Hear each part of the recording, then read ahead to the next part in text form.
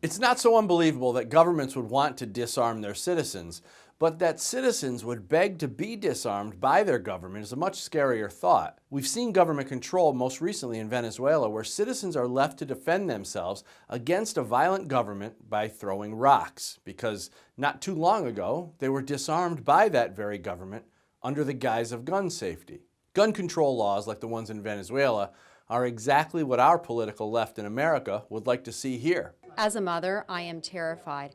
I have 4 children in our public school system, and if they knew that their teachers were potentially carrying a gun, they want to be disarmed by our government so badly that they protest in the streets, demanding that government take away their rights.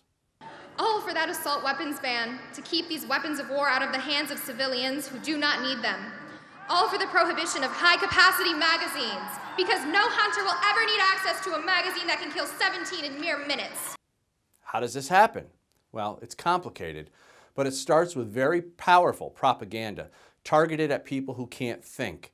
People who have been taught to believe that freedom is dangerous. People who can't think for themselves are targeted from many directions: schools, movies, news sources, and even their own friends and family.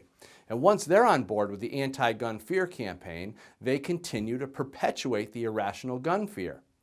Well, they have to justify their position, right? Also don't need home protection. You don't need guns for home protection. You don't want to bring more guns into a situation. The answer to solving violence is not more violence. Gun fear is cultivated purely for the purpose of gun control support, but the people who spread it don't always know that they've been misled. They think they're doing a good thing. These same people are taught to hate gun owners. They're taught that gun owners are recklessly and intentionally putting everyone in danger.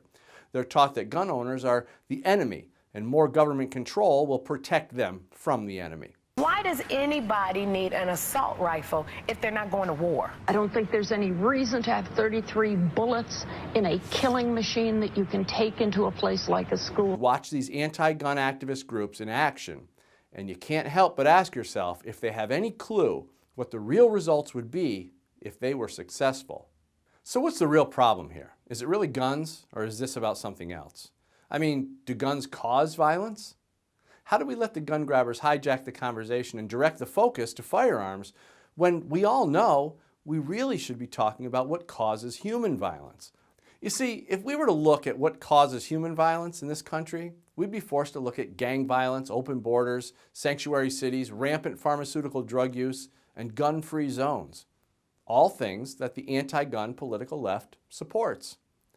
So to the anti-gunners, why in the world would you want your government to take away your rights? The Second Amendment is not a privilege. It's your right.